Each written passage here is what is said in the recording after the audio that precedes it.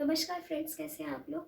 आज हम लोग सीखेंगे रेशियो एंड प्रोपोर्शन से रिलेटेड कुछ शॉर्टकट ट्रिक्स और बहुत सारे चुनिंदा सवालों को बनाएंगे जिससे हम लोग के सारे कॉन्सेप्ट्स क्लियर हो जाए।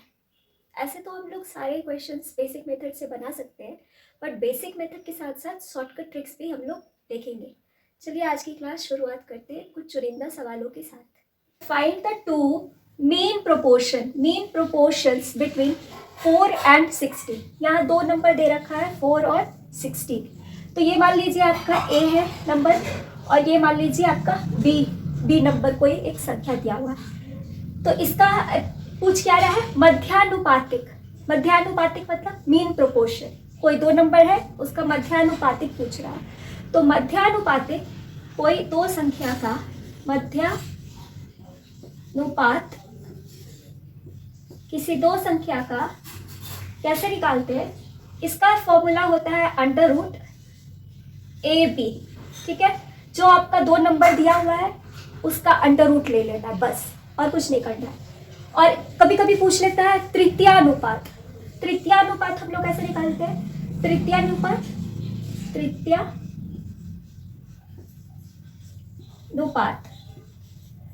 तृतीयानुपात क्या होता है, इसको बोलते हैं थर्ड प्रोपोर्शन। आगे के सवालों को देखेंगे उसमें हमारा क्वेश्चन इस पे बेस्ड हम लोग इसको भी सॉल्व करेंगे।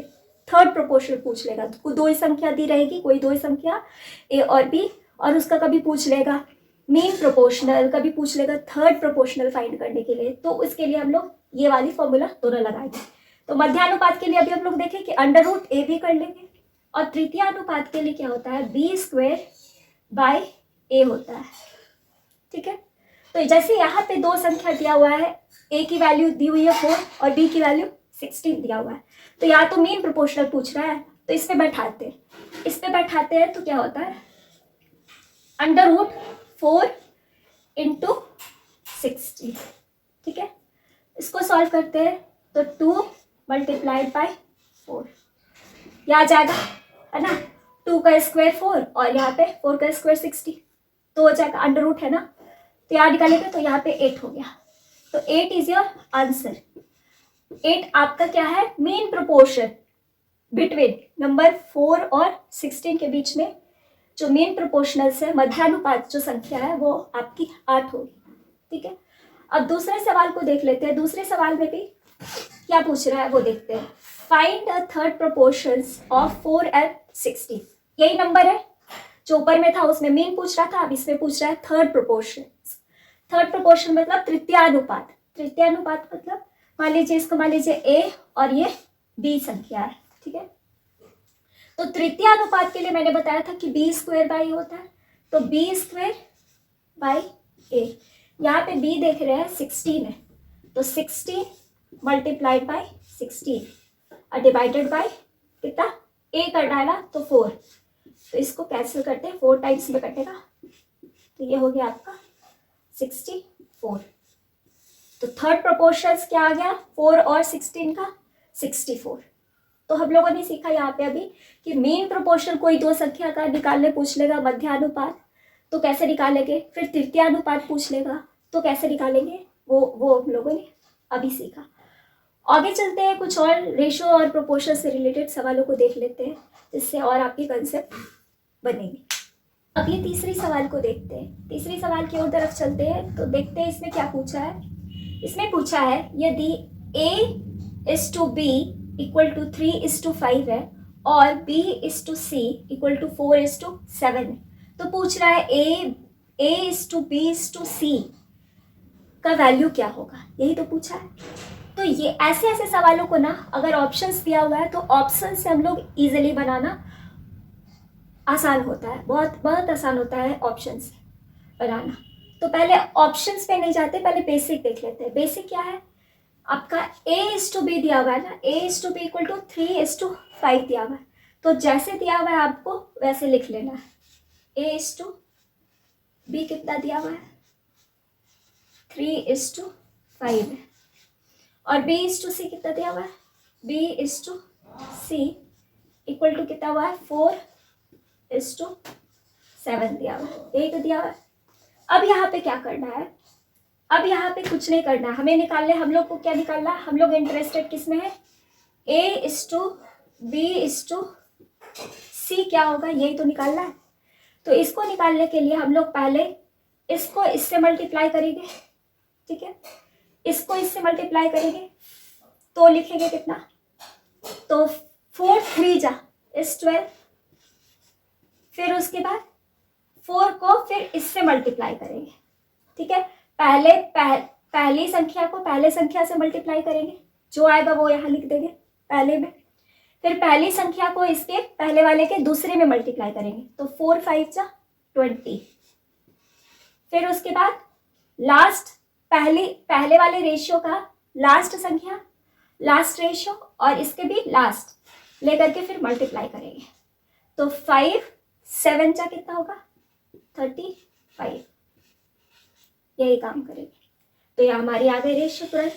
तो हम लोगों ने क्या किया, बस पहले वाले को पहले से मल्टीप्लाई किए तो पहला आया, फिर उसके बाद पहले वाले को फिर इसके दूसरे वाले से मल्टीप्लाई किया तो ये आ गया, फिर उसके बाद इसको इससे लास्ट वाले को लास्ट से मल्टीप्लाई करें तो ये आ गया आपका।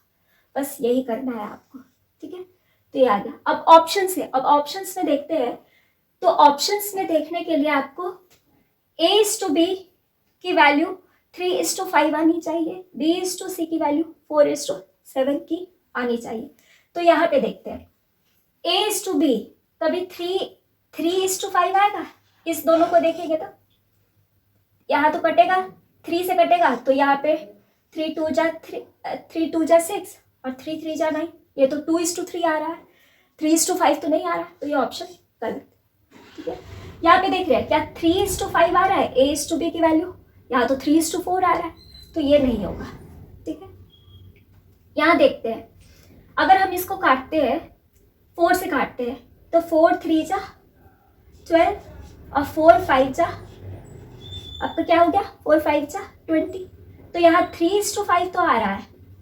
अब यहाँ देखते हैं B/C 4:7 आ रहा है क्या, तो यहाँ पे 20 या क्या है रेशियो 12:20:21 है ना, तो B और C को काटेंगे कभी तो कभी 4:7 आएगा, नहीं आएगा, तो ये ऑप्शन नहीं है, तो हमारा ऑप्शन यही करेक्ट होगा। इसको वैलिडेट भी कर सकते हैं। वैलिडेट करने के लिए A/B 3:5 होना चाहिए, तो 4 से काटेंगे तो ये 4 3 जा 12 और 4 5 जा 20, 3:5 आ रहा है। और B/C काटेंगे तो यहाँ 20 और 35 है ना, तो 5 से काटते हैं, तो 5 से काटते हैं यहाँ पे, तो 5 4 जा 20 और 7 5 जा 35, ये भी वैलिडेट कर रहा है, ये भी वैलिडेट कर रहा है आपका, है ना, ये दोनों वैलिडेट कर रहा है, यानी option number D is correct. इससे भी निकाल के सीख लिया और इससे भी देख लिया हम लोग ऑप्शन। तो जनरली हम लोग क्या करते हैं, हमारे पास एग्जाम्स में उतने टाइम नहीं होते, तो हम लोग ऑप्शंस पे जाते हैं और जो जो रेशियो दिया हुआ है वो सबसे वैलिडेट करके हम लोग ऑप्शंस फाइंड आउट कर लेते हैं करेक्ट ऑप्शन।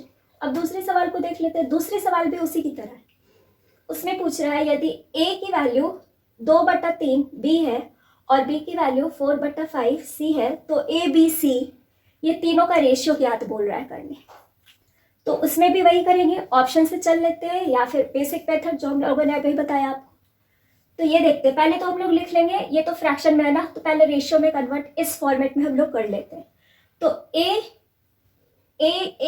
कितना है, A बाई B की वैल्यू, इसको इधर ले गए तो A बाई B की वैल्यू कितनी हो जाएगी 2/3, यानी इसको ऐसे लिख सकते हैं क्या, A/B इक्वल टू 2:3, ऐसे लिख सकते हैं, ठीक है। यहाँ पे B बाई C को कैसे लिख सकते हैं, B by C equal to 4/5 लिख सकते हैं, ठीक है। इसको क्या ऐसे लिख सकते हैं, B/C इक्वल टू 4:5 ऐसे लिख सकते हैं, ठीक है। अब अभी हम लोगों ने बताया था कि इसकी पहली संख्या इसकी पहले संख्या से मल्टीप्लाई करेंगे। हम लोग को क्या इंटरेस्ट है ना, हम लोग को इंटरेस्ट है निकालने में A/B/C, यही तो निकालने में। तो इसकी पहली संख्या को इसकी पहली संख्या से मल्टीप्लाई करेंगे और लिखेंगे, तो 4 4 मल्टीप्लाइड बाई 2 इज इट 8 लिख दिया यहाँ पे। फिर दूसरा क्या लिखेंगे, फिर इसको इससे मल्टीप्लाई करेंगे, पहले वाले को दूसरे से मल्टीप्लाई करेंगे, तो 4 मल्टीप्लाइड बाई 3 इज 12। ठीक है, 12 मैंने लिख दिया इज 2। अब क्या बोले थे कि लास्ट वाले को लास्ट से मल्टीप्लाई कर देना है, तो 3 मल्टीप्लाइड बाई 5 कितना 15। ऐसा ऑप्शन में है क्या, ये सब ऑप्शन में? Yes, option number D.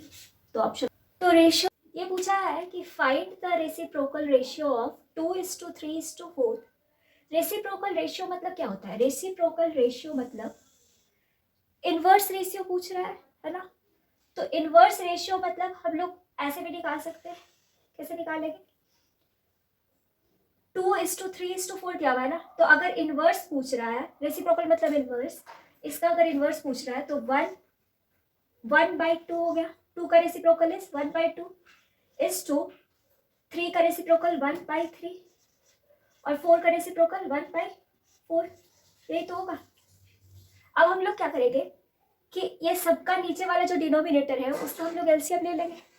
तो एलसीएम 2, 3 और 4 का लेंगे, तो हम लोग निकाल लेते हैं कि 2, 3 और 4 का एलसीएम क्या होगा। 2 और 3 और 4 का 2 टाइम्स में लगाएंगे तो 1, 3 और ये 2, यही तो लगेगा। तो 2, 3 और ये 2 यानी 12 होगा आपका एलसीएम। तो ये सारे को हम लोग मल्टीप्लाई करेंगे तो 1/2 multiplied by 12 is to 1/3 multiplied by 12 is to 1/4 multiplied by 12। तो जो आ जाएगा आपका वो हो जाएगा आपका रेशियो, रेसिप्रोकल रेशियो। तो देख काटते हैं इसको, ये 6 दफ़ा, तो 6 यहाँ लिख दे। ठीक है, ये 4 यहाँ 4 लिख दिए, और ये 4, 3 जा 12 तो यहाँ 3 लिख दिए। तो आपकी रेसिप्रोकल रेशियो क्या आ गई? 6:4:3 आ गई। पर ये देख रहे हैं कितना लंबा है। अब हम लोग इसको शॉर्टकट वे में कैसे बनाएंगे वो हम लोग देखते हैं। तो सुपर शॉर्टकट ट्रिक इसकी क्या होगी कि तुरंत हम लोग को ये सब झंझट ना करना पड़े, एलसीएम ना निकालना पड़े, तुरंत हम लोग कैसे निकाल सकते हैं वो हम लोग चलिए देखते हैं। इसको निकालने के लिए आपको क्या करना है? इसको निकालने के लिए आपको कुछ नहीं करना है। पहले हम लोग देखते हैं, हम लोग का रेसिप्रोकल रेशियो ये तो याद है ना कि 3 में आएगा आपका 3 रेशियो, ऐसे ही बनेगा 3। जैसे यहाँ पे ए है, बी है, सी है, तो A:B:C ही आएगा। तो हम लोग ऐसे से रेशियो का चिन्ह दे देंगे। यहाँ पे 1 होगा डिजिट, यहाँ डिजिट होगा और यहाँ पे डिजिट होगा। ठीक है, तो यहाँ क्या डिजिट होगा, मुँह जबानी हम लोग कैसे बना सकते हैं वो हम लोग देखने जा रहे हैं। तो इसको करने के लिए आपको अगर यहाँ पे पहला डिजिट जो यहाँ पे जो आएगा उसको लिखने के लिए यहाँ से देखते हैं, तो पहला डिजिट हम लोग इग्नोर करेंगे, छुपा लेंगे। अब ये दोनों का मल्टीप्लिकेशन करेंगे। ठीक है, तो 3 4 जा कितना 12, तो यहाँ 12 लिख देंगे। ठीक है, यहाँ 12 लिखेंगे। अब मेरे को सेकंड वाला डिजिट लिखना है। सेकंड वाले डिजिट क्या होगा, तो सेकंड वाले को हाइड करेंगे। तो यहाँ 2 है, यहाँ 4 है, तो 2 4 जा 8, यहाँ पे 8 लिख देंगे। ठीक है, अब हमें को ये वाला डिजिट लिखना है, थर्ड वाला, तो थर्ड डिजिट हाइड करेंगे और ये दोनों का मल्टीप्लाई करेंगे। 2 मल्टीप्लाइड बाई 3 इज 6, चलो 6 लिख। अब यहाँ देख रहे हैं यहाँ 12:8:6 है, ये कटेगा आपका डिजिट। तो कैसे कटेगा, यहाँ पे काटते हैं हम लोग, यहाँ 2 से सबको काटते हैं। ठीक है, 2 से चलते हैं, तो 6 2 जा 12, फिर उसके बाद 4 2 जा 8 और 3 2 जा 6, ये आ गए। अब तो नहीं कटेगा डिजिट, तो ये हमारी हो गई। तो देख रहे हैं तुरंत हम लोग कैसे निकाल लेंगे। तो ये हमारा बेस्ट सुपर शॉर्टकट ट्रिक हो गया। अब हम लोग इसी प्रकार से यही वाले ट्रिक का अप्लाई सेकंड क्वेश्चंस में देखते हैं। तो आप लोगों ने समझा ना ये वाली ट्रिक, इसमें क्या था कि बहुत लेंदी थी। पहले एलसीएम निकालो नंबर का, पहले तो रेसिप्रोकल करो, फिर डिनोमिनेटर का आपका एलसीएम निकालो, फिर उसके बाद काट छाट करो। तो ये बहुत टाइम टेकिंग हो गया, उतना हमारे पास टाइम नहीं होता एग्जाम्स में। तो हम लोग मेथड सीखे। अब उसी मेथड को अप्लाई करके सेकेंड वाले क्वेश्चन को तुरंत निकालते हैं कि कैसे इसके आंसर्स निकलते हैं। तो ये तो हम लोग समझ में आ गया कि रेसिप्रोकल रेशियो इसका पूछ रहा है 2:5:1 है, कोई कब का रेशियो दिया हुआ है। तो रेसिप्रोकल रेशियो यानी इनवर्स रेशियो पूछ रहा है। तो हम लोग यहाँ पे आपको 3 डिजिट्स निकाल लें, ये मैंने पहले बना लिया। अब तो पहले डिजिट्स के लिए मैंने क्या बोला था कि पहला वाला हाइड कर लीजिए और ये दोनों को मल्टीप्लाई कीजिए। तो 5:1 है ना, यहाँ पे 5:1 बचा, तो 5 मल्टीप्लाइड बाई 1 इज 5। ठीक है, अब सेकंड डिजिट लिखना है तो सेकंड वाले को हाइड करेंगे, तो 2 multiplied by 1 is 2। Third digit निकालना है तो थर्ड वाले को हाइड करेंगे और 2 मल्टीप्लाइड बाई 5 इज 10। तो देख रहे हैं इतना इजीली हमारा ये रेसिप्रोकल रेशियो आ गया। अगर आपको चेक करना है तो आप इस मेथड से भी चेक कर सकते हैं कि ये हमारा ये आ रहा है या नहीं आ रहा है ना। चेक करके आप देख लेना और बताना कि आता है या नहीं आता है। चलिए कुछ और सवालों को देख लेते हैं। अब इस सवाल में देख लेते हैं कि वहाँ तो पूछ रखा था आपका इन्वर्स रेशियो और रेसिप्रोकल रेशियो पूछ रहा था। अब यहाँ कंपाउंड रेशियो की बात करता है। अक्सर एग्जाम्स में कंपाउंड रेशियो फाइंड करने की बात हो जाती है। तो यहाँ पे देखते हैं कंपाउंड रेशियो किसका पूछ रहा है, 3:2, 4:3 एंड 5:7 का पूछ रहा है। कंपाउंड रेशियो बोल रहा है। तो यहाँ रेशियो आपका देख रहे हैं A:B के फॉर्म में है, यानी कंपाउंड रेशियो भी आपका A:B के फॉर्म में आएगा, तो ही रहेगा A:B, है ना, 2 ही डिजिट्स रहेगा। तो इसको बनाने के लिए ये सब देख रहे हैं कि मिक्स्ड रेशियो है। मिक्स्ड रेशियो यानी A:B के ही फॉर्म में रहेगा, ये तो कंफर्म हो गया क्योंकि सारा A:B के रेशियो में है, तो कंपाउंड रेशियो भी हमारी A:B होगा। तो मेरे को दो निकालना है, ठीक है, एक डिजिट इज टू दिस, यही तो निकालना है। तो यहाँ पे हम लोग क्या करेंगे, कि पहले वाला रेशियो का पहला डिजिट सबका ले लेंगे। पहला डिजिट कौन है, पहले रेशियो का पहला डिजिट, ठीक है। फिर दूसरे रेशियो का पहला डिजिट, फिर तीसरे रेशियो का पहला डिजिट, पहला को मल्टीप्लाई कर लेंगे, यानी 3 multiplied by 4 multiplied by 5 is to. अब ये सेकंड बचा, तो पहले वाले रेशियो का सेकंड नंबर, दूसरे वाले रेशियो का सेकंड नंबर, तीसरे वाले रेशियो का सेकंड नंबर, ये सबको मल्टीप्लाई करेंगे। फिर ये दूसरे वाले कॉलम में लिखाएगा, दूसरे वाले में, तो 2 मल्टीप्लाइड बाई 3 मल्टीप्लाइड बाई 7, इसको मल्टीप्लाई करेंगे तो यहाँ पे कितना आ जाएगा, 3 4 जा 12 और 12 5 जा 60, है ना। तो इतना नहीं करेंगे, पहले यहाँ देख रहे हैं कि कटेगा, 60 नहीं लिखेंगे, हम लोग देखेंगे और सिंप्लीफाई वे में करेंगे कि ये वाली रेशियो आपस में कट रही है कि नहीं। तो ये नंबर देख रहे हैं कि कट रहा है, यहाँ पे 2 से काटेंगे, 2 2 जा 4, ठीक है। ये 3 कट जाएगा, सिंपल बना रहे हैं हम लोग, ध्यान देंगे, यहीं पे काट लेंगे ताकि आपको और लेन देन ना करना पड़े। तो यहाँ पे क्या बचा, यहाँ पे 10:7, यही तो बचा। तो यही हो गई आपकी compound ratio of these 3 ratios, यही आपका आंसर हो गया। समझ में आया कैसे बनाए। अब दूसरे सवाल को भी देख लेते हैं, उसी प्रकार का ये सवाल भी है, तो इसमें निकालते हैं। Find the compound ratio of 3:2, फिर 4:5 एंड 10:7। तो मैंने क्या सिखाया था, कंपाउंड रेशियो जिस रेशियो के फॉर्मेट में रहेगा उसी रेशियो के फॉर्मेट में हमारी आंसर भी आएगी, यानी A:B के फॉर्मेट में आंसर आएगी, ठीक है। तो A:B के रेशियो में फॉर्मेट आएगी आपकी A:B। तो हम लोग देखेंगे कि पहले वाले रेशियो का पहला नंबर मल्टीप्लाई करते थे, फिर दूसरे वाले का पहला, फिर तीसरे वाले का पहला लेकर के मल्टीप्लाई करते थे, यही तो काम करते थे। तो 3 multiplied by 4 multiplied by 10 is to second, पहले वाले रेशियो का सेकेंड नंबर, दूसरे वाले रेशियो का सेकेंड नंबर, पहले वाले रेशियो का सेकेंड नंबर, दूसरे वाले रेशियो का सेकेंड नंबर, तीसरे वाले रेशियो का भी सेकेंड नंबर मल्टीप्लाई करते थे, यही तो काम करते थे ऊपर। तो यही तो क्या यहाँ पे लिखेंगे, 2 मल्टीप्लाइड बाई 5 मल्टीप्लाइड बाई 7। अब क्या ये पूरे डिजिट्स को मल्टीप्लाई करके नीचे लिखेंगे फिर काटेंगे, ये नहीं काम करना है हमको यहीं पे काट लेना है, यहीं पे काट लेना है जितना भी डिजिट्स करते, ठीक है। तो यहाँ काटते हैं, 2 2 जा 4, ठीक है, और ये 5 2 जा 10, अब तो नहीं कटेगा, तो यहाँ 4 या 2 2 जा 4 और 4 मल्टीप्लाइड बाई 3 इज 12:7, ये आपके आंसर बन गए। तो देखिए हम लोग कितने आसान तरीके से कंपाउंड रेशियो या फिर इन्वर्स रेशियो, रेसिप्रोकल रेशियो कैसे हम लोग फाइंड कर ले रहे हैं। तो आज की क्लास में बस इतना ही, हमारे साथ बने रहिए। Thank you and have a nice day.